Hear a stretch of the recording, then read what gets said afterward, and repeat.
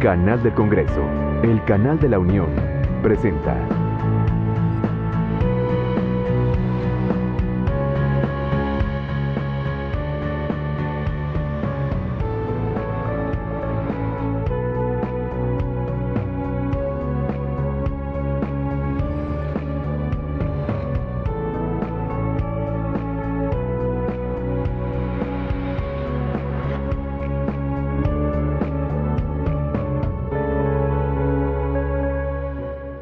Desde el Palacio Legislativo de San Lázaro, los saludo y le doy la bienvenida a la señal del canal del Congreso. En estos momentos se llevará a cabo la mesa de trabajo número 53 denominada Fenómenos Hidrometeorológicos, el agua, un derecho humano y fundamental en México, el cual se contará con la presencia de diversos ponentes expertos en el tema con el propósito de analizar la Ley General de Aguas e Infraestructura Hidráulica. Las palabras de bienvenida estarán a cargo del diputado José Antonio León Mendívil, presidente en funciones, integrante de la Comisión de Recursos Hidráulicos de la Cámara de Diputados. Yo lo invito para que nos acompañe, quédese aquí con nosotros en la señal del canal del Congreso. Director general de la empresa ERN Evaluación de Riesgos Naturales, al geógrafo Jorge Tello Torres, director del Centro de Estudios Geoestadísticos e Informáticos, CAPGEO, al maestro Armando Merlo Bello, es director general de WorldCat México, al vicepresidente para México por parte de Global Partnership, señor Juan Carlos Hernández, la licenciada Pilar Bello de la Comisión Nacional de Agua, al señor Francisco Fabián Yáñez Carbajo, presidente de la Cámara de Comercio México-Israel y director general de la empresa Odis Asversa, al licenciado Cristian García de Paz de Coca-Cola, FEMSA, a la licenciada Anaíd Velasco, coordinadora del área de investigación Centro México de Derechos Humanos, al maestro Alejandro Javier Lague Suárez, director de CAPGEO, a las asociaciones civiles, fundación y sociedades anónimas que nos acompañan. Sean todas y todos bienvenidos. El tema que estamos trabajando es de suma importancia para la nación, como bien saben. Tenemos un mandato constitucional para expedir la Ley General de Aguas, una ley que regulará los recursos hídricos del país, donde se abrogará la Ley de Aguas Nacionales. Por eso ya celebramos 6 foros nacionales o regionales titulados El agua en derecho humano y fundamental en México. Estos foros se realizaron en Tabasco, Michoacán, San Luis Potosí, Sinaloa y 2 en el Distrito Federal.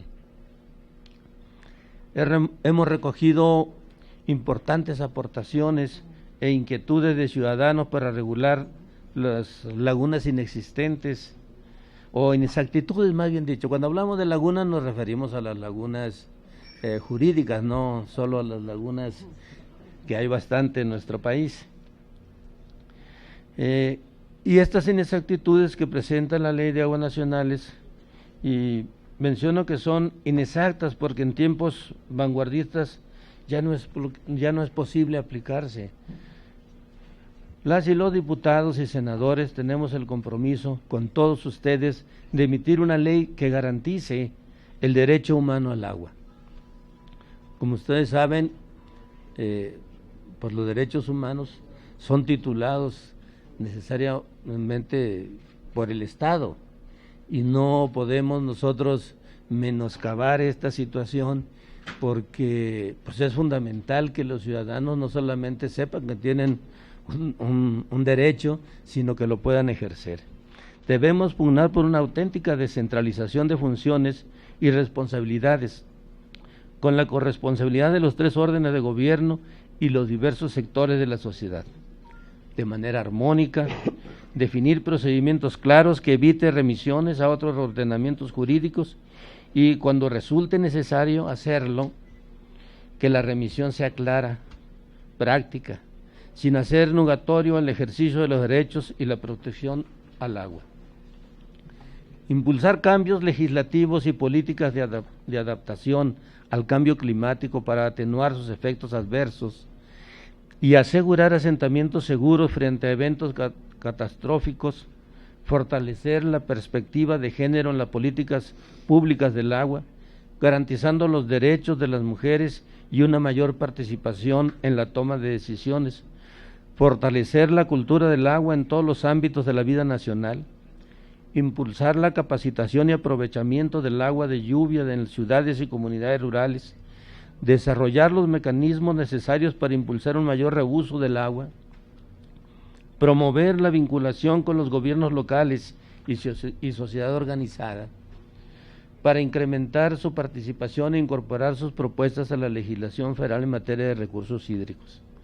Debemos tener cuidado con el manejo del agua y su disponibilidad, la regulación de los módulos de riego, ya que el agua involucra la seguridad nacional, el turismo, el desarrollo económico y crecimiento de un país. En México existen grandes diferencias en cuanto a disponibilidad y demanda de agua entre regiones. Por ejemplo, aunque las zonas del sur tienen abundantes recursos hídricos, en su mayoría las aguas superficiales y subterráneas están sobreexplotadas y contaminadas, lo que produce una insuficiente disponibilidad de agua. También hay diferencias en la infraestructura hidráulica y los sistemas tecnológicos. Es muy importante que la Ley General de Agua se tome en cuenta la cantidad y calidad del agua, considerar factores como el cambio climático, la escasez, contaminación del agua y la situación geohidrológica. También se contemple la participación ciudadana, mecanismos de transparencia y rendición de cuentas. Los legisladores debemos emitir opiniones con voz y voto, sancionar los subejercicios que se llegaren a presentar por negligencia. Buscaremos fortalecer la Comisión Nacional de Agua, pero también le vamos a dar puntual seguimiento a los proyectos presupuestales que se ejecuten adecuada y eficientemente para todos los estados. Mantener comunicación permanente con el organismo y fortalecer la participación de los diputados en el presupuesto hídrico. Pugnaremos por destinar una partida especial presupuestal específica para proyectos de estudio, preinversión y democratizadores. Tenemos que generar las medidas preventivas en fenómenos meteorológicos y generar la agilización de los recursos federales en el Fondo de Desastres Naturales y evitar las estimaciones para el año 2030, entre el 20 y 30% de la población vivirá estrés hídrico. Este espacio es de ustedes, donde escucharemos puntualmente especialistas en la materia y podemos construir la Ley General de Agua e Infraestructura Hidráulica que tendrá que dictaminar esta comisión. Una ley que garantice el acceso al agua para todas y todos los habitantes de nuestro país, sin discriminación, sin despojos. Muchas gracias y enhorabuena. Estoy seguro que los trabajos de esta mesa van a ser útiles para que avancemos en la construcción de esta nueva Ley General de Aguas. Muchas gracias. Y vamos a dar enseguida el uso de la voz a nuestra compañera Elizabeth Ortiz Castillo. Es nuestra coordinadora de asesores y secretaria técnica de la Comisión de Recursos Hidráulicos de esta Cámara de Diputados, y trae un tema. El tema es Introducción al procedimiento legislativo en la iniciativa de la Ley General de Aguas e Infraestructura Hidráulica. Adelante, compañera. Gracias, diputado. Muchas gracias, diputada, diputados, honorables invitados. Yo les voy a platicar muy breve, no va a haber mucho tiempo, sobre qué estamos haciendo en la parte técnica de la comisión sobre la iniciativa de que la titulamos nosotros Ley General de Aguas, y pero le agregamos infraestructura hidráulica, y ahorita les comentaremos por qué. Como bien saben ustedes, el mandato constitucional al artículo 4 del 6º párrafo garantiza el derecho humano al agua, y establece en un tercero transitorio crear esta Ley General de Aguas. La Comisión de Recursos Hidráulicos, los diputados se interesaron desde la instalación de esta comisión y establecieron en sus planes anuales de trabajo crear la iniciativa, presentarla, y esta misma comisión sería la que dictaminara en su caso, y por lo tanto han estado haciendo ya, como lo mencionó el diputado, los 6 foros regionales y 53 reuniones de trabajo de mesas técnicas. Algunos quedan sorprendidos, otros a lo mejor les puede dar un poquito de risa, pero yo creo que esto es muy importante porque genera el antecedente de que los diputados sí trabajan, y especialmente los diputados de la Comisión de Recursos Hidráulicos, que han estado escuchando y analizando las propuestas que han estado llegando a la comisión por conducto de estas mesas de trabajo. Como bien lo dijo también el diputado, estamos viendo que la Ley de Aguas Nacionales realmente no satisface la demanda social, tecnológica, de desarrollo sustentable. Por ejemplo, en México hay más de 15 millones de personas que no cuentan con acceso al agua potable. Esto va en contra de su salud y de su desarrollo, solamente agua potable. La ley actual no está a la vanguardia, es discrecional y conservadora. La Ley de Aguas Nacionales, que se publicó el 1 de diciembre de 1992, ya estamos trabajando con una ley de hace 22 años. Esta ley necesariamente va a tener que ser abrogada para poder actuar con esta Ley General de Aguas, con el fin de regular los recursos hídricos del país. Si gustan revisar en la siguiente lámina, nada más transcribir la literalidad del artículo 6º, por favor la siguiente lámina, del artículo 6º, donde señala, la siguiente por favor. Bueno, no pasa la siguiente, pero la siguiente lámina. Bueno, el artículo 6º, creo que hay un problema técnico que no pasa la lámina, pero el artículo 4º del 6º párrafo señala que el derecho humano al agua se tiene que garantizar de manera accesible, equitativo y sustentable para los recursos hídricos, pero se tiene que generar una sola ley para que regule los recursos hídricos. Recursos hídricos, la definición de recursos hídricos es general, no hace distinción si es agua de bienes nacionales, si es agua dulce, es agua salada.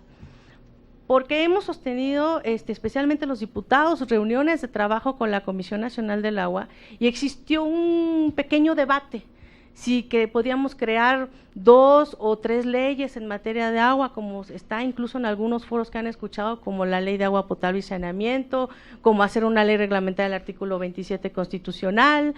Existieron una serie de debates muy interesantes, pero sirvió mucho este acercamiento con el jurídico de Conagua porque pudieron los diputados transmitirle la necesidad de crear una sola ley, porque como bien dice Tácito, un historiador romano, el tener muchas leyes, el que tenga un país muchas leyes es un país corrupto.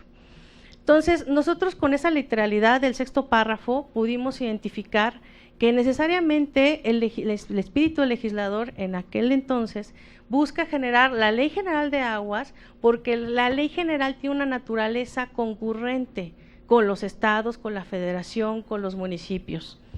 Principalmente esta concurrencia también hace que se haga armónica todas las disposiciones en torno al agua, pero especialmente para evitar todo el debate de tener 3 o 4 leyes.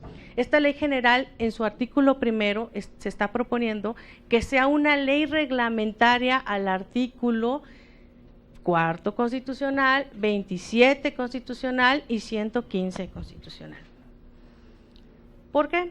Porque eso es como, si ustedes pueden verificar la Ley General de Equilibrio Ecológico, también es una ley general reglamentaria a los artículos constitucionales. Hemos estado escuchando varias propuestas de las cuales hemos encontrado algunas intenciones de querer embargar participaciones federales en materia hidráulica e hídrica en caso de que presenten los presidentes municipales un adeudo. Esto se consultó incluso con la Junta Directiva, con los diputados, y han acordado que, bueno, aparte de que esto sería inconstitucional, no estaríamos beneficiando el progreso de invertir y de generar nuevos proyectos, al contrario, estaría deteniendo la inversión hídrica e hidráulica. Por eso es que ellos han tenido ese sumo cuidado en poder mantener en la ley que están generando y prohibir este tipo de intenciones. También están garantizando que no se despoje a ningún ciudadano, ninguna ciudadana del agua y que no se aplique la discriminación. Podemos platicarles también algunas experiencias que hemos tenido, incluso reales, del por qué esta ley de aguas nacionales ya no es operable, incluso hasta para presentar los proyectos hidráulicos, proyectos de estudios de preinversión, los proyectos de obra. Mucha gente y muchos usuarios han acudido con nosotros porque nos han manifestado que ellos cumplen con todos los requisitos que señala la legislación, que señalan las reglas de operación. Pero ¿qué sucede? Incluso han llegado a tener oficios de validación por la propia autoridad, la Conagua. Pero ¿qué sucede con la validación? Que a veces ya, incluso Conagua, se ve limitada porque ya no cuenta con los recursos disponibles para poder apoyar ese proyecto. Eso es lo que nos han manifestado y con justa razón presenta una inquietud porque, por ejemplo, un presidente municipal que cuenta en APASU con el porcentaje para poder apoyar su proyecto, pues resulta que si tiene el dinero, no lo ha utilizado en otro tipo de inversión porque lo ha mantenido ahí hasta que le den la validación, tiene la validación, pero resulta que ya no hay presupuesto. Entonces se mantiene con ese dinero, pero ya no puede el presidente municipal ni reinvertir el proyecto para otras obras y se queda ahí porque ese es un problema que debemos y que se ha planteado en las mesas técnicas para poder mejorar y corregir. También en estas pláticas se ha visto también que debemos de fomentar en la propia ley que se está generando, Ley General de Aguas e Infraestructura Hidráulica, un capítulo, un apartado especial para que los diputados puedan tener el margen de maniobra de apoyar a toda la ciudadanía en sus proyectos hidráulicos en el presupuesto. Actualmente, si revisan la ley del artículo 42 de la Ley Federal de Presupuesto y Responsabilidad Hacendaria, establece la mecánica de los diputados para participar sobre el presupuesto. Y incluso los diputados con el artículo 74 constitucional sobre facultades exclusivas, ellos participan en el presupuesto. Pero muchas veces, al poder emitir el presupuesto, en la etiquetación de proyectos, llega a ser un poco difícil el poder aterrizar estos proyectos. Esta comisión y los diputados han emitido opiniones presupuestales conforme a lo que dispone la ley y los acuerdos parlamentarios, pero a veces las opiniones no se llegan a aterrizar literalmente en el decreto de presupuesto. Por eso estamos buscando mantener un orden y regular esta participación también presupuestal para que ellos tengan esa fortaleza y puedan presentar sus proyectos hidráulicos a los que ellos tienen una gran demanda social y puedan aterrizarse también dentro del presupuesto, así como también los subejercicios que en caso de que se presenten puedan y se puedan presentar, si se presenta por alguna negligencia, pues puede existir alguna responsabilidad, ¿no? Estamos buscando, analizando la creación del Consejo de Derecho Humano al Agua. Estas propuestas no son meramente ni de su servidora ni nada, son de los especialistas que nos han hecho llegar la creación de este consejo, donde todos sean representados, el sector privado, pero también la participación ciudadana tenga un papel muy importante y permanente. Así, con esta ley general que se busca que se aplique de manera obligatoria tanto para las autoridades federales como locales y que sea de competencia concurrente, se establecen obligaciones y facultades para cada uno de estos niveles. Estamos cumpliendo y estamos analizando con los principios fundamentales que garantizan el derecho humano al agua y son principios éticos que señala también la ONU, los principios de Dublín de 1992, así como varios principios y reglas a nivel general y acuerdos que tenemos conocimiento y que eso es lo que está buscándose garantizar en la propia ley. No me quiero extender, solamente quiero nada más comentarles también que estamos buscando contar con un censo actualizado, especialmente de monitoreo permanente para el sistema de pozos, si hay pozos clandestinos también. O sea, Conagua actualmente sí cuenta con un sistema de identificar y de monitorear la disponibilidad del agua, pero solamente para la calidad del agua. necesitamos contar con un censo actualizado, no solamente para la calidad del agua, sino también para identificar el censo real y de los pozos y demás concesiones, tener un buen censo identificado y actualizado. Solamente, reitero, no me quiero abarcar mucho porque estamos analizando una ley de esta naturaleza, tiene temas transversales que realmente tenemos que tomar en cuenta, como turismo, como seguridad nacional, que como lo mencionó el diputado, como desarrollo rural, como acuacultura. O sea, existen una serie de temas que tenemos que hacer armónica esta ley con varias leyes secundarias. No es un trabajo fácil, pero se debe de crear con mucha pulcritud y con mucha dedicación, que es lo que están haciendo los diputados para escuchar las voces de todas las personas y especialistas. Por eso, el decir de crear una ley en meses, esto significaría que sería una ley de escritorio. Los diputados han ido a las comunidades, han estado escuchando a especialistas, han ido a estos foros de manera regional, y por eso es que están plasmando todas estas problemáticas y necesidades en esta ley. El crear, reitero, una ley en meses sería una ley de escritorio que no satisface ni la demanda social.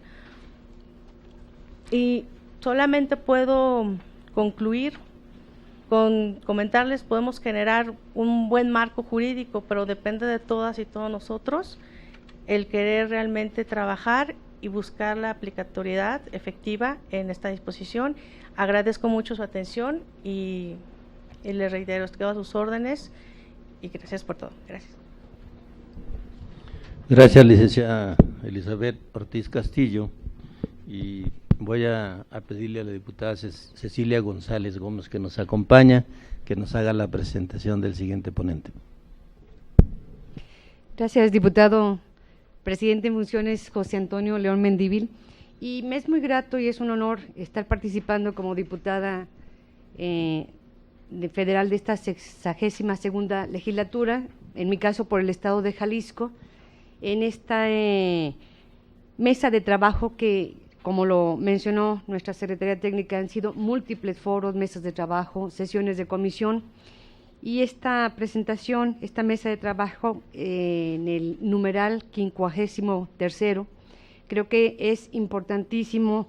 Estaba leyendo la calidad de los expositores que hoy nos van a acompañar y tengo el honor de hacer la introducción del primero de ellos, una pequeña semblanza de su gran repertorio de actividades anteriores. El señor Erik Vittrup Christensen es el oficial principal en asentamientos humanos de la ONU Habitat Latinoamérica y Caribe, por sus siglas ROLAC, Río de Janeiro, Brasil.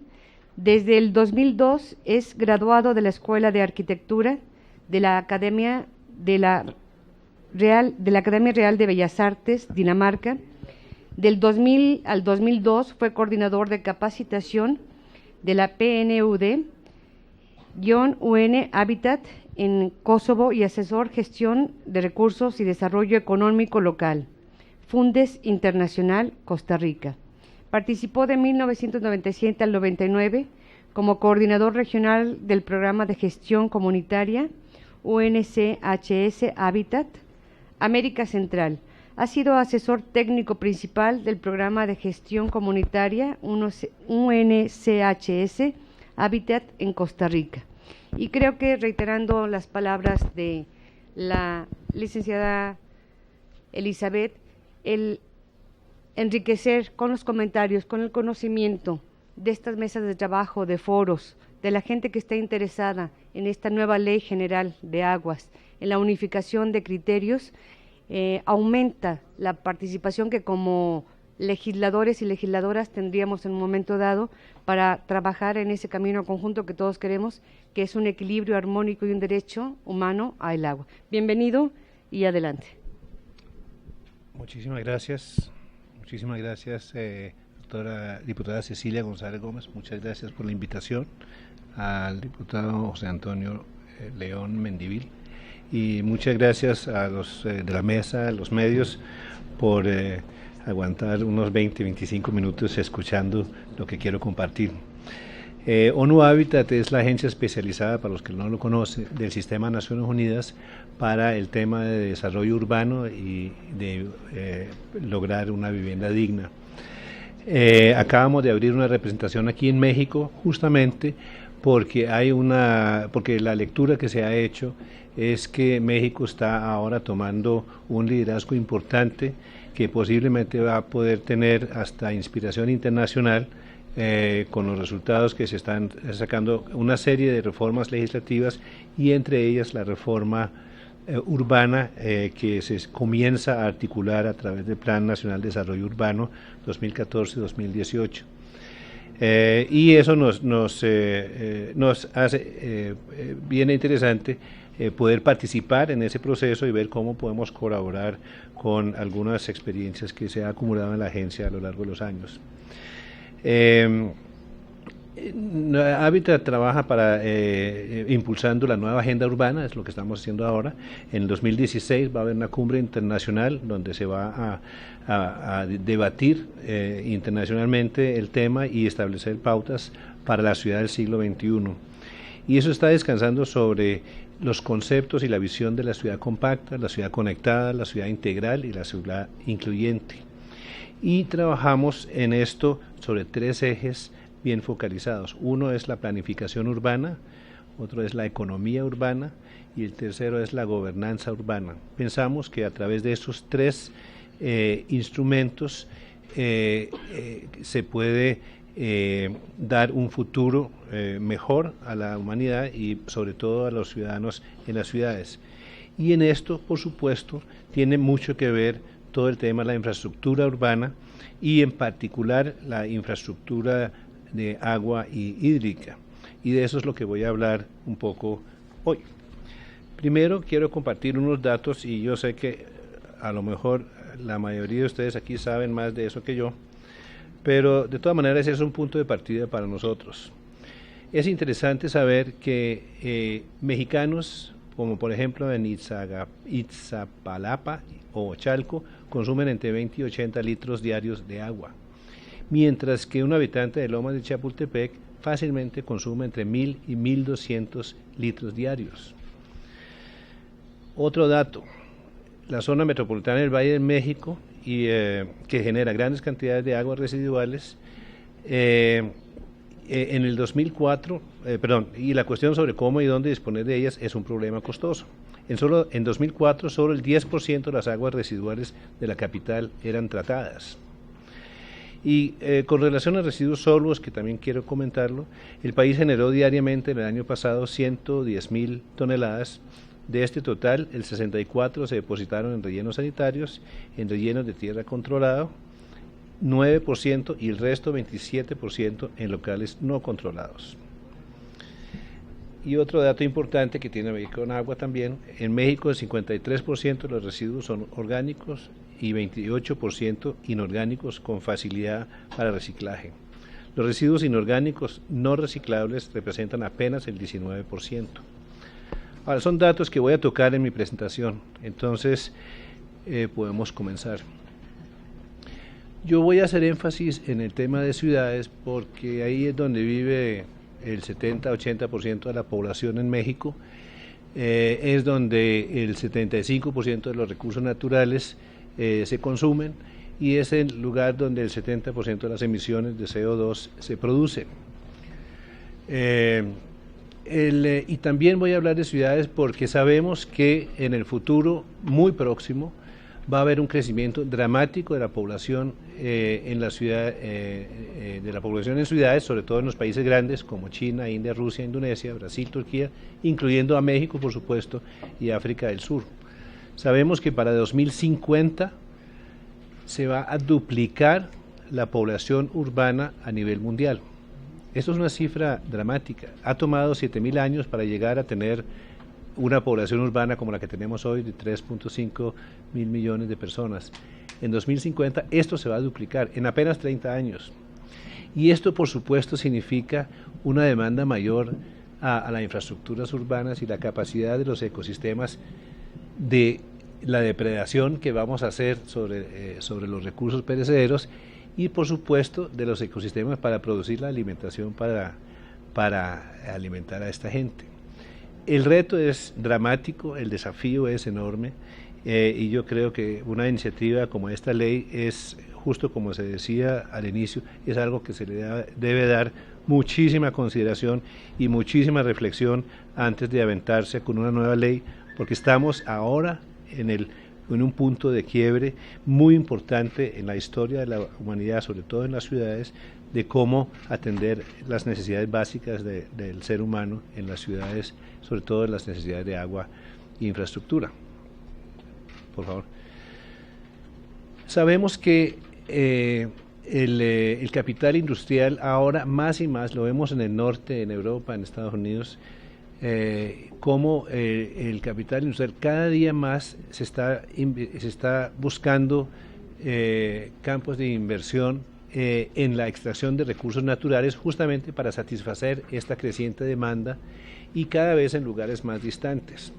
Sabemos que es más difícil conseguir agua, sabemos que es más difícil conseguir los minerales, sabemos que es más difícil sacar de la naturaleza lo que necesitamos.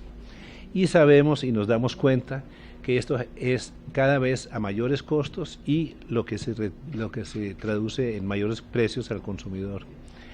Y la consecuencia posible, y yo diría no solamente posible, pero real, es que esto indudablemente va a generar una mayor pobreza y un mayor desafío para estimular las economías urbanas y las economías del mundo para contrarrestar este tipo de consecuencias. Pero también abre el territorio fértil para conflictos y mayores niveles de inequidad, y eso lo estamos viendo, los análisis que se están haciendo tanto en México como en el resto del mundo, y sobre todo en los países en vía de desarrollo, pero también en los países industriales, es que los niveles de inequidad están creciendo alarmantemente, y tenemos que pensar toda acción pública y toda acción de políticas públicas para reducir estos niveles de inequidad, buscando nuevos caminos, nuevas formas de atender problemas viejos y nuevas formas de hacer negocios y oportunidades también económicos para la gente. Y vemos que las ciudades, por supuesto, es una gran oportunidad. No solo es una realidad que más de la mitad de la población mundial vive en ciudades hoy en día, y en América Latina ya son 70-80%, como decía. México está yendo ya pasando, en los próximos años va a pasar la raya de los 80% de población urbana. Y eso es un desafío, pero también es una enorme oportunidad, porque sabemos que podemos manejar con mucha más eficiencia el manejo y la gestión de recursos y los servicios de infraestructura para la población. El tener la población concentrada, por supuesto, ahorra grandes inversiones públicas, pero también permite con los mercados que eso genera por servicios y bienes de infraestructura también, y vamos a ver eso en un momento, también generan oportunidades de innovar tecnológicamente, innovar cómo se atiende esta demanda. Abre puertas a la innovación y los nuevos modelos de desarrollo, que yo creo que esta ley debe contemplar, cómo puede inducir y estimular, cómo el desafío del agua y la infraestructura hidráulica, cómo eso puede ser objeto de nuevos modelos de desarrollo y nuevos modelos de economías a nivel local. Los sistemas de infraestructura, pues podemos decir que conecta la ciudad y su entorno ambiental y natural mediante flujos para satisfacer necesidades, y voy a hablar un poco de eso también más adelante. Cuando hablamos de estos flujos, esto asegura que la humanidad tenga insumos vitales, agua, y ayuda a disponer de sus residuos a través de la infraestructura hidráulica. Es como, podemos hablar de que las ciudades son como organismos que se sostienen con su propio metabolismo, por favor. Y gráficamente podríamos verlo así. Hay dos formas de ver este metabolismo. Podemos ver un metabolismo lineal o un metabolismo circular. El metabolismo lineal es donde veamos el medio ambiente natural, lo consumimos y lo botamos sin que tenga capacidad de reuso. Y el otro modelo de metabolismo circular es el que todo el mundo ya sabe, que es cómo podemos reciclar, reusar y aprovechar el mismo desecho que hacemos de una manera inteligente y constructiva. Por favor. Y en eso pues se ha venido hablando mucho y está, yo no diría solo de moda, pero es una tendencia económica muy fuerte de promover la eficiencia y sobre todo en temas de infraestructura en las ciudades. Vemos como ciudades en Escandinavia, en Europa, algunos en Estados Unidos también, ya están basando sus consumos de energía con 100% de ecoeficiencia. Por ejemplo, hay ciudades en Suecia que se manejan solamente con el biogás, todo el sistema de transporte público. Vemos cómo ciudades están poniendo metas de tener ciudad basura cero, etcétera, etcétera. Y se está abriendo toda una nueva oportunidad de negocios, justamente, y toda una nueva economía que obedece a otras lógicas a partir de esta realidad que estamos viviendo, de la escasez de recursos naturales y la necesidad de crear metabolismos circulares. Y por supuesto, de poder suministrar servicios y bienes de infraestructura básica, agua, y a precios competitivos para satisfacer necesidades humanas y mejorar calidad de vida, y reducir la intensidad de recursos e impactos negativos donde sea posible. La ecoeficiencia hemos visto cómo abre oportunidad de innovación, como decía, de competencia y que dé beneficios económicos a valor a los consumidores. Está generando todas unas formas de vivir en la ciudad, el manejo y la gestión del agua, entre otras. Reduce el consumo, reduciendo el consumo de recursos naturales, reduciendo los impactos ambientales, incrementando la calidad y el valor del servicio. Bueno, cuando hablemos de esto también tenemos que necesariamente hablar de la inclusión social. La población, por un lado, tenemos un crecimiento de la clase media muy dramática en los últimos años, donde se ha invertido la relación pobres y clase media de 30 a 60 hace solo 10, 15 años, en muchos países como Brasil y México está llegando, de tener una relación 30% pobres y 60% clase media. Eso significa, por supuesto, eso significa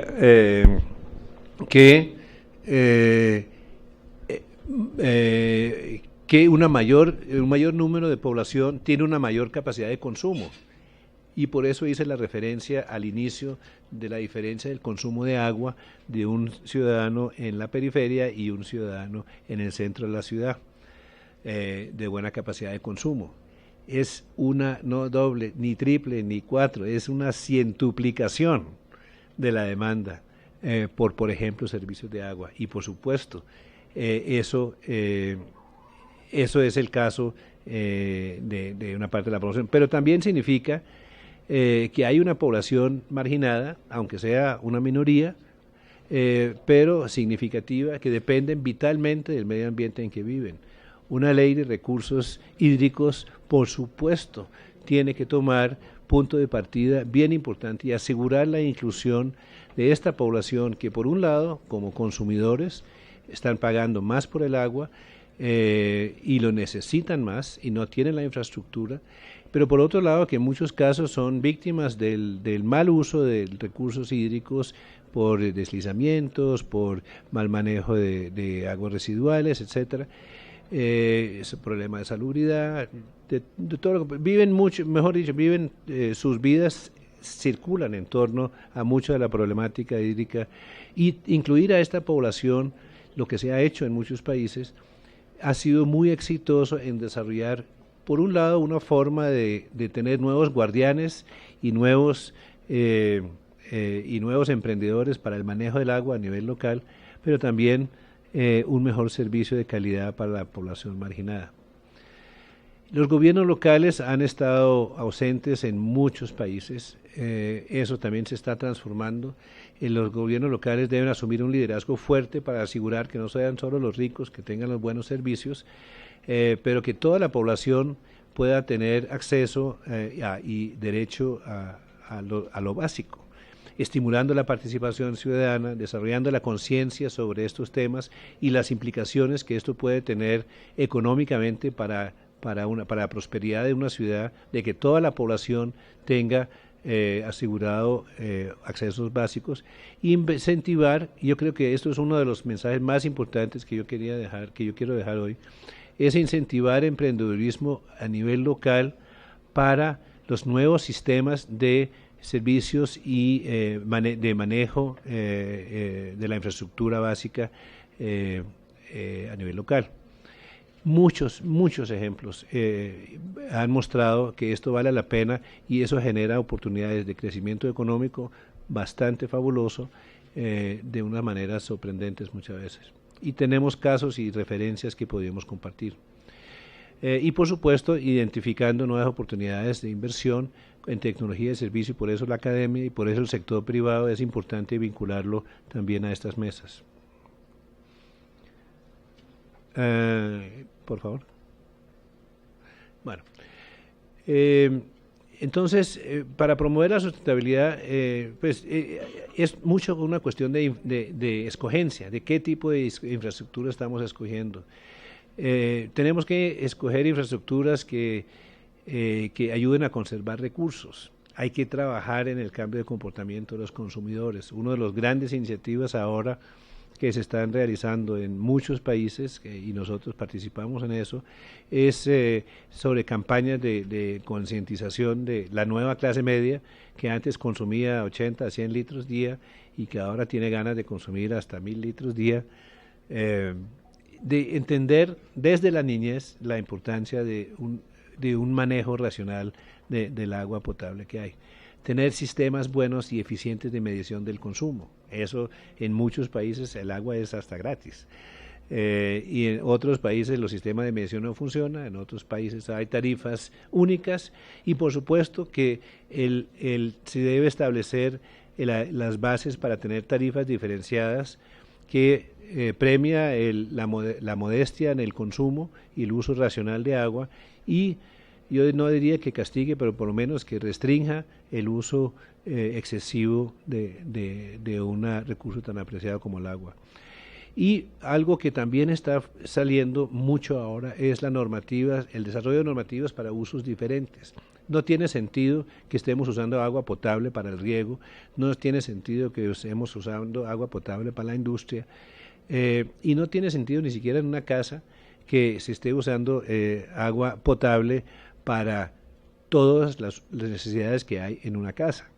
Y por eso lo que se está poniendo de moda desde el nivel residencial hasta nivel de ciudad es crear estándares de uso, de calidades para diferentes usos,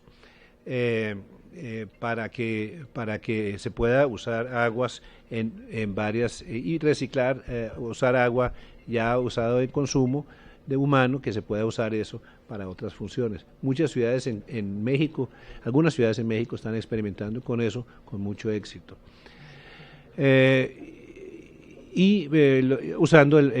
Dándole el uso múltiple a agua de una fuente. Y por supuesto, también lo que estamos viendo, que los grandes sistemas centralizados de servicios de infraestructura básica, de agua y saneamiento, ya no son eficientes.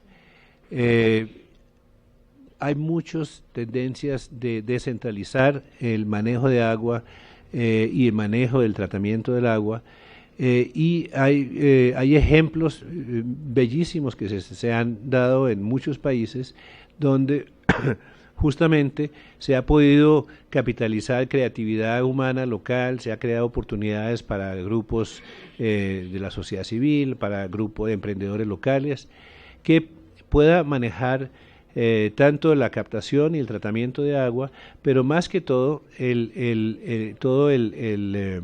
reciclaje del agua, combinándolo con otra infraestructura y creando nuevos servicios urbanos a partir de estos servicios. Vemos, por ejemplo, si seguimos, una de las cosas que se ha puesto muy de moda es todo el tema de cómo repensar los modelos de agricultura urbana, que uno podría decir que eso es como muy lindo y muy bonito, pero es muy minúsculo. Sin embargo, es interesante notar que en muchos países, tanto industrializados como en vía de desarrollo, el tema de la agricultura urbana es un excelente ejemplo de cómo dar uso múltiple al agua y crear además una contribución significativa a la seguridad alimentaria de la población y en particular a la población de menores capacidades de consumo. Es más fácil en ese contexto hacer el reuso del agua y de los desechos orgánicos que sirve de abono en vez de ponerlo en un botadero de basura donde no hace nada. Y estimular, por supuesto, economías circulares de recursos, lo del metabolismo circular que hablaba, para reducir la disposición final de lo que donde queda el agua y nuestros desechos después de haber sido usados. Y por supuesto, la sustentabilidad y la escogencia que hay que hacer de la infraestructura tiene que salir a partir de un pensamiento sistémico. Agua no es independiente de la energía, agua no es independiente de los desechos, agua no es independiente de la alimentación que se produce en las ciudades. Hay que pensar la infraestructura como una oportunidad para inclusión económica y una oportunidad de inversión a través de la innovación. Algunas conclusiones, pues ya es como retomando. Reducir el consumo de recursos, reducir el impacto ambiental, incrementar el valor de servicio en la escogencia de la infraestructura y promover la ecoeficiencia con los sistemas que ya había hablado. Por favor. Si puede seguir.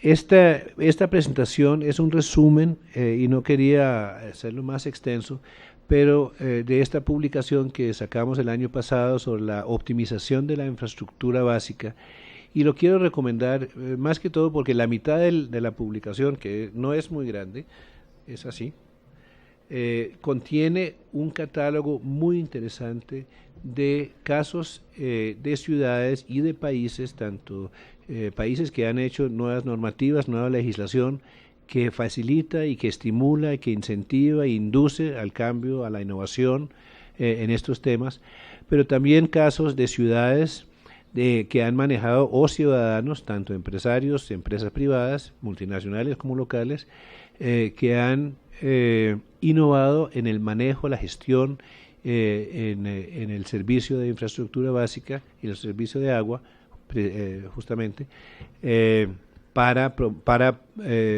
tener nuevos modelos circulares para este metabolismo urbano, como lo llamamos.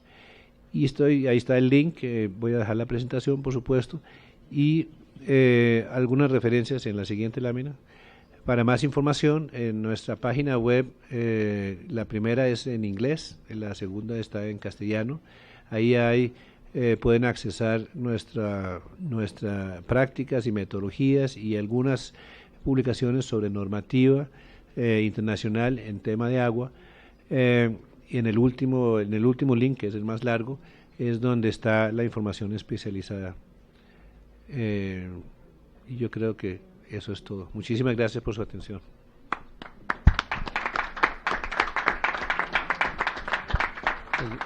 Muchas gracias, doctor. Seguramente algo o mucho vamos a aprender de los ponentes con esta calidad. Voy a informarles la presencia también de la diputada Rosael Pérez Hernández, que se acaba de incorporar con nosotros a esta reunión, y también de nuestro compañero Gerardo Villanueva Albarrán. Diputado, gracias por acompañarnos, haciendo un esfuerzo todos ustedes y también los que tienen trabajo legislativo.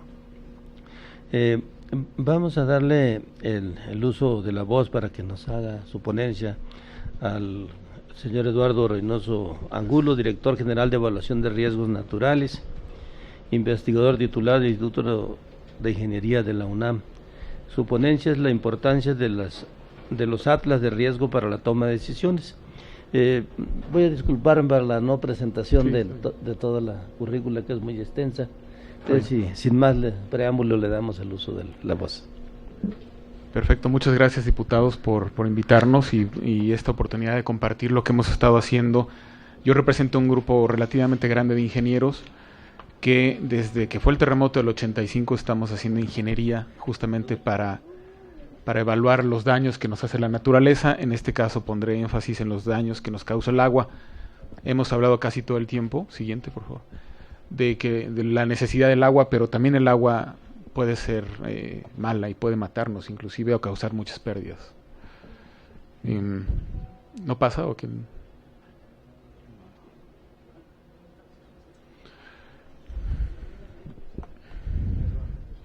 Sí. Bien, todos tomamos decisiones todo el tiempo. Si quieren pasamos todas estas. En cuanto a riesgos naturales, si hoy va a llover, cargamos un paraguas. En fin, si va a temblar, pues me investigo qué es lo que estoy atento a la alerta, en fin, ¿no? Como individuos, como la industria privada se asegura, ¿no? Compra seguros, pues. El sector asegurador vende primas, es un sector muy grande que maneja los riesgos y se encarga de que las cosas, en la medida de lo posible, sigan funcionando después de un evento. Y en particular pondré más énfasis en la parte de los gobiernos, que en los 3 niveles son los encargados de muchas cosas, por ejemplo, mitigar el uso del suelo, atención a emergencias, etcétera. A nivel internacional tenemos instituciones como la ONU, pero el Banco Mundial, el Banco Interamericano, que también tienen muchas políticas en caso de desastres, sobre todo con los países más pobres. A México ya no le tocan muchas de estas, porque no somos tan pobres, ¿no?, para sus estándares. Los daños, pregunta, ¿van a la alza? Sí, la respuesta es sí. Estas son gráficas que presenta el sector asegurador todo el tiempo, pues sobre todo con el afán de vender primas, ¿no?, y de que haya mayor ingreso hacia ellos. Efectivamente los daños van a la alza, pero es importante tener los atlas de riesgos para saber por qué van a la alza, cuáles son las razones que nos están causando que haya cada vez más daños. Una de ellas es evidente, ya lo han mencionado, es el crecimiento de la población. Otra, que las cosas que tenemos son cada vez más caras, y algunos dirán de entrada el cambio climático. Eso es una cosa que también tenemos que ver, porque ¿qué es cambio climático? Y a todo le llamamos cambio climático, pero sí necesitamos muy bien en el caso de inundación diferenciar, porque a nivel local, siguiente, tenemos mucha influencia en las inundaciones. Aquí quiero mostrarles el ejemplo de Acapulco. Cuando hicimos estos mapas, lo hicimos en el 2010 y nuestro objetivo era tratar de explicar por qué había habido daños en el huracán Paulina. ¿Recuerdan? En el 97 hubo algunos muertos. Los muertos fueron dentro de la bahía de Acapulco, no tengo un apuntador, pero bueno, ahí dentro de la bahía alcanzan a ver un río muy pequeño. Ahí fueron los daños, ahí fueron los muertos. Y en ese momento calculamos la gran inundación que ven ustedes a la derecha. No era ninguna novedad, no le hicimos caso porque el objetivo era ver lo que pasaba dentro de la bahía.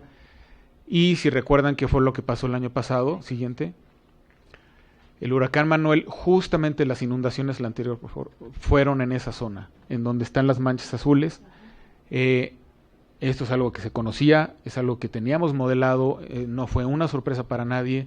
Entonces, yo quiero poner el énfasis de que las herramientas que les voy a mostrar son cosas que existen, que están a la disposición de todos.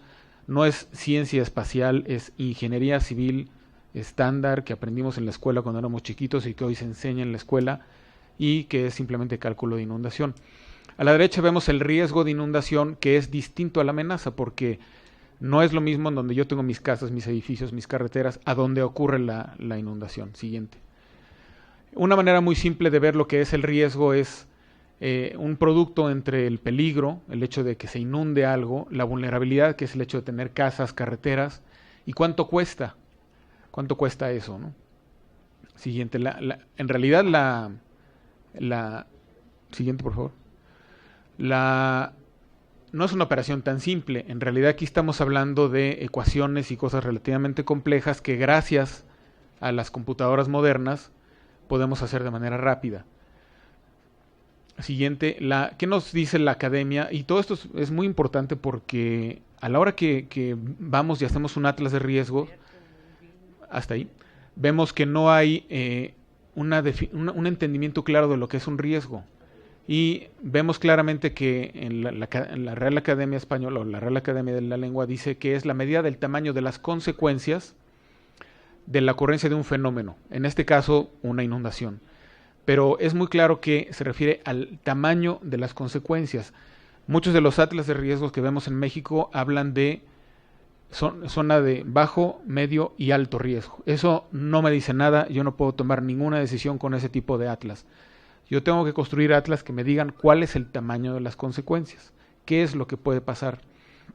Y esto solemos medirlos en términos económicos o también en víctimas y heridos. Siguiente.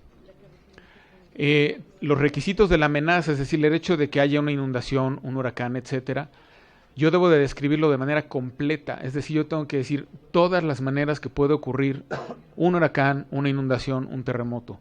Y también tengo que decir qué tan frecuente va a ser eso, porque sí puede haber un terremoto, ahorita se está hablando de un terremoto de magnitud 9, ¿no? Seguro lo han oído no en medios oficiales, lo han oído como chisme. Sí puede ocurrir un sismo de magnitud 9, pero con una probabilidad tan baja que no vale la pena ni siquiera preocuparnos por eso. Claro que nos debemos preocupar de uno de 8, que ese sí puede provocar muchos daños. Entonces, siempre tengo que decir yo la frecuencia, y eso lo dicen los expertos, la gente que sabe mucho de cada uno de esos temas. Y tengo que caracterizar cada una de las amenazas con alguna medida de ingeniería que yo pueda después decir qué le puede pasar a mi casa, qué le puede pasar a la carretera. Y además, tengo que incluir incertidumbres porque tengo muchísima incertidumbre en todo esto, ¿no? No sabemos dónde van a ser los temblores, no sabemos cómo van a llegar aunque la NOAA y la CNA ya dijeron que cuántos huracanes va a haber, en realidad eso lo van a ir corrigiendo porque no sabemos ni por dónde van a llegar, ni de qué categoría van a ser, ni cómo va a llover. Entonces tenemos que prepararnos de otra manera. Si así se hubieran hecho los atlas de riesgos que hemos hecho en el país, tendríamos un escenario muy diferente. Estas son las maneras en que, algunos ejemplos de cómo vemos las amenazas, un sismo que ocurre en el estado de Guerrero, el viento que genera un huracán como el huracán Stan, la inundación que genera el mismo huracán es completamente diferente si ven las manchas, o los deslizamientos que pudo haber provocado el huracán Mitch en algunas zonas de la montaña de nuestro país. Siguiente. Hablando de vulnerabilidad, le resumo, o sea, necesitamos saber cómo vamos a medir lo que le pasa a nuestros edificios. Esto lo hacen los ingenieros especializados en el tema. Si yo estoy haciendo un atlas, no puedo confiarle a cualquier ingeniero que haga esto. Tienen que ser ingenieros muy especializados que, como segundo punto, conozcan las maneras particulares de construir en cada una de nuestras ciudades. Esto pasa mucho con los proyectos internacionales, en donde luego llegan los americanos, los europeos y creen que todo el mundo es igual, y pues no, hay maneras mejores y peores de construir, muchas veces mejores que lo que ellos hacen, y tenemos que tomar eso en cuenta. Obviamente tenemos que incluir la incertidumbre y hacer mapas de dónde están nuestras cosas, mapas como hoy los conocemos en Google, en todo eso, pues tenemos que hacer los mapas exactamente de la casa en donde está. La buena noticia es que todo eso, hay mucho avance en eso, cosa que a lo mejor les sorprende. A mí me ha sorprendido en los últimos años ver lo bien que tenemos muchas cosas. Y obviamente tengo que conocer el valor de lo que tengo. Siguiente. Estos son algunos ejemplos, es un mapa de la República Mexicana, pero créanme que todas estas unidades médicas, escuelas, vivienda, carreteras, todas las presas, distritos de riego, todo eso está perfectamente georreferenciado. Lo podemos ver en los mapas que quieran a un nivel bastante bueno y tenemos muy buena información de esto. Esto es gracias a esas instituciones, no es gracias a nosotros ni a la UNAM ni nada de eso. Cada una de estas instituciones hizo un gran esfuerzo por tener sus bases de datos con muy buena información, lo que nos permite hacer cosas como la que les voy a estar mostrando. Siguiente. Cuando hablamos, aquí si quieres pásale rápido para que, como no lo estoy controlando yo, es mejor. Este es el esquema general de cómo debemos de calcular el riesgo. Por un lado, a la izquierda yo tengo las amenazas. Este es el caso de la amenaza en la Ciudad de México, pero aquí podemos poner un mapa de inundación, de lo que quieran. Por otro lado tengo la exposición, nuestras casas, la industria, las carreteras. Estos dos los tengo que combinar para que midiendo su vulnerabilidad, que como le decía, lo hacen ingenieros especializados, yo pueda obtener mapas o tablas del daño físico esperado de estas cosas, ¿no? Lo puedo ver con muchos acercamientos, lo puedo ver de muchas maneras. Al final lo que me interesa son las aplicaciones, prepararme ante las emergencias, reducir la vulnerabilidad, hacer una buena planeación territorial, protegerme financieramente, tener todo bien asegurado, el Fonden, etcétera. Y con esto puedo tomar decisiones. Siguiente. Un ejemplo de un cálculo ya de riesgo es qué pasa si hoy vuelve a ocurrir el huracán Gilberto como ocurrió en el 88. Esos puntos que ven ahí en rojo serían las zonas de la vivienda pobre en México que sufrirían más daños si volviera a ocurrir ese huracán. Siguiente. Para un atlas de riesgo, entonces, va a ser una herramienta útil, y sin duda es una herramienta útil, que me va a permitir hacer este tipo de aplicaciones, políticas y estrategias de prevención, planes de desarrollo urbano. Ojalá los planes que hiciéramos en el país estuvieran basados en atlas de riesgo, sobre todo de inundación, ¿no? Si así lo hubiéramos hecho en Tabasco, estaríamos viendo otra cosa. Si así lo hubiéramos hecho en Guerrero, estaríamos viendo... En la Ciudad de México es el mejor ejemplo de que nunca hicimos un buen trabajo de evaluación de este tipo. Vamos a poder evaluar pérdidas humanas, materiales, inmediatamente después de un evento, atender la emergencia de una mejor manera, contribuir a la cultura de la autoprotección, si difundimos bien estos conocimientos entre la gente, y mejorar la gestión de seguros, sin duda. Siguiente. Esta es una carátula de un programa que ya existe, que lo tiene la Secretaría de Hacienda, que lo tiene la Secretaría de Gobernación, que se llama el RFONDEN. Este programa además tiene muchas de las, llamémosle, carteras de edificios que hay en México, y ya tiene contenidos las amenazas que hay en México. Entonces, el gobierno federal en este caso puede calcular, ahora lo estamos pasando al Senapred para que hagan cálculos también más técnicos, pueden calcular las pérdidas que puede ocurrir en México de muchas maneras. Siguiente.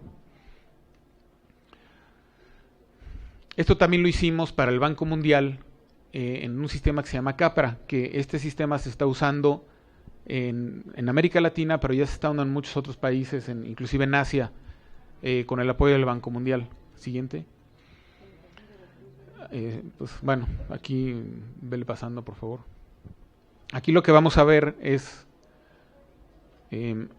si vieron aquí, es un pueblo al norte de México en donde se ve un escenario, un evento de inundación, en donde se ve que el río, que generalmente está seco, cuando hay alguna tormenta en la montaña, este río va a causar esta mancha de inundación. Este es un buen ejemplo de lo que podemos hacer para, por ejemplo, ahí construir, ¿qué se les ocurre? Canchas de fútbol, por ejemplo, que es lo que hay en Monterrey. Es una buena idea. O sea, viene una inundación de cada 20 años, se lleva las porterías de fútbol, es una tragedia, pero las volvemos a poner, no pasó nada, ¿no? Si pusiéramos ahí casas, hospitales, mercados, eso sí sería una cosa grave, ¿no? Entonces, este es un ejemplo de lo que se puede hacer en esta zona. Siguiente. Desgraciadamente, para el caso de inundación, yo necesito información de muy buena calidad, que es muy costosa de conseguir. Por ejemplo, a la derecha ven ustedes ahí el mismo río del pueblo de Gualahuises. Ven unos numeritos negros, esas son lo que le llamamos las secciones del río. Ahí yo tengo la información de cómo es el río para poder hacer un modelado de lo que puede pasar en el río. Y abajo a la izquierda ustedes ven una imagen de un mapa de elevación digital obtenido con vuelos LIDAR. LIDAR es una técnica que se obtiene a partir de rayos láser, de helicópteros o de aviones de vuelos bajos, en donde me muestra ahí que alcanzan a ver los cultivos, inclusive se ven algunos árboles.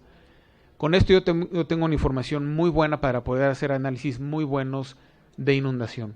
Si yo no tengo esta información va a ser muy difícil hacer análisis competentes de inundación. Siguiente.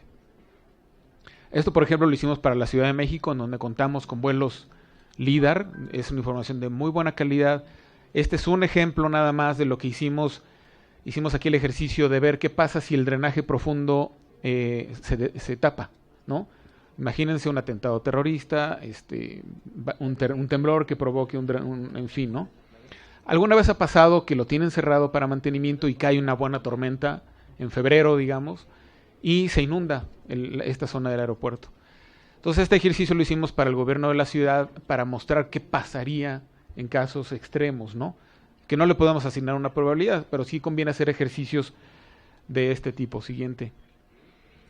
Otro ejemplo, por ejemplo, en un puerto en Managua, ver cómo entra un tsunami, cuáles son las zonas que inunda y se pueden hacer muchas cosas. Ahí claramente se ve que dentro de la bahía el tsunami pasó encima de la duna e inundó algún área, ¿no? Entonces, claramente aquí lo que hay que hacer es hacer un parque, una zona en donde, en el eventual caso de que ocurra un tsunami, pues no se vaya a morir la gente, ¿no? Y simplemente hubo daños que se reparan y punto. Siguiente.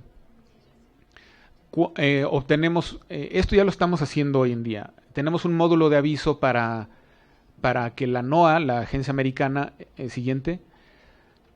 Bueno, ustedes saben que cada 3 horas, cada 6 horas la NOAA va diciendo ahí viene un huracán con tales características. Esos son los puntitos azules que ven ahí.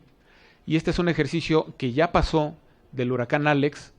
Los puntitos son los avisos que va mandando la NOAA y nosotros con cada uno de los avisos podemos mandar un escenario de lo que podría pasar en el país, un escenario de pérdidas, considerando lo que le puede pasar a las escuelas, a los hospitales, a las carreteras y tener a las instituciones de protección civil mejor preparadas para atender la emergencia. Siguiente. Esto, como les digo, ya está funcionando. También otro tipo de ejercicios que se pueden hacer, como lo que pasaría si hoy volviera a ocurrir el huracán Gilberto.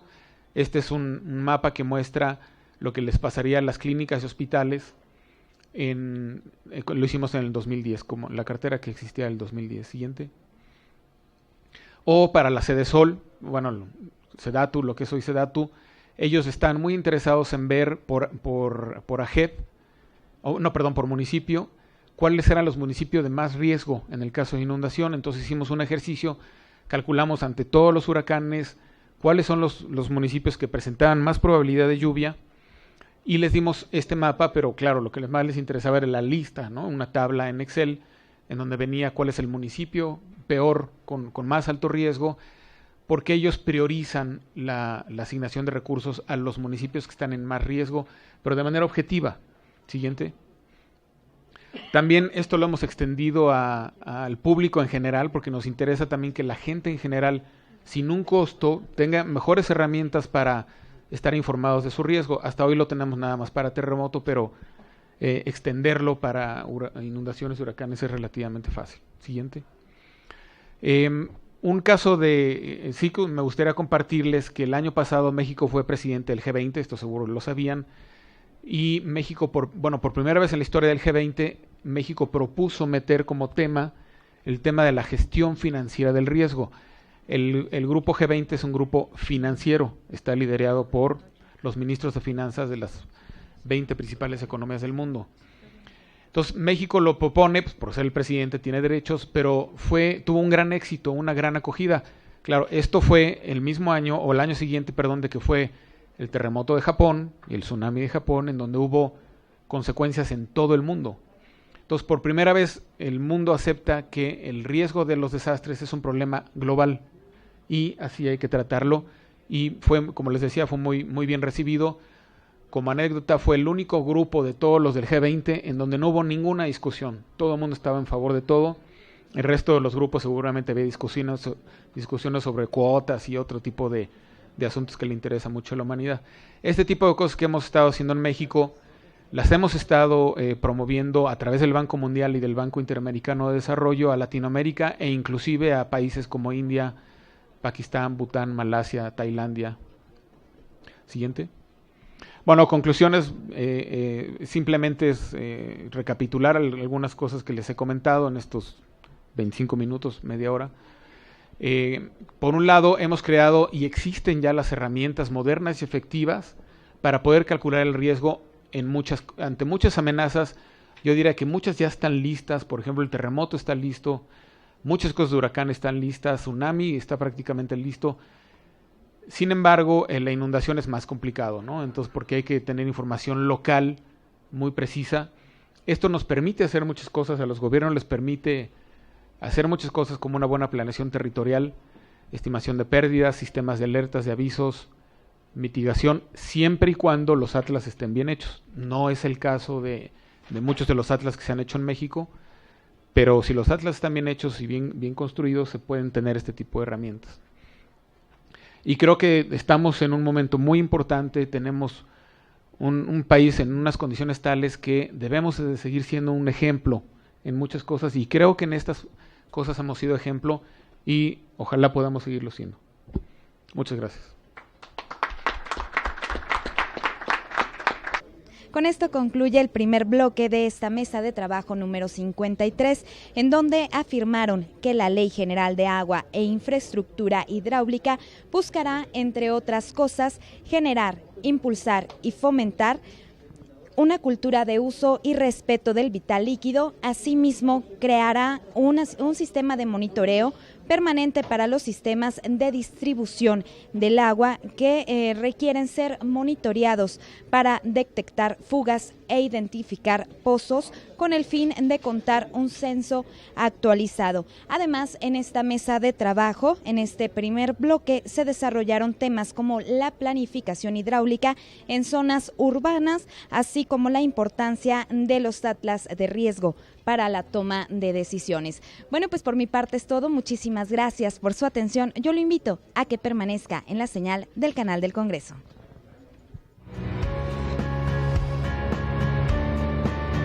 Canal del Congreso, el canal de la Unión, presentó.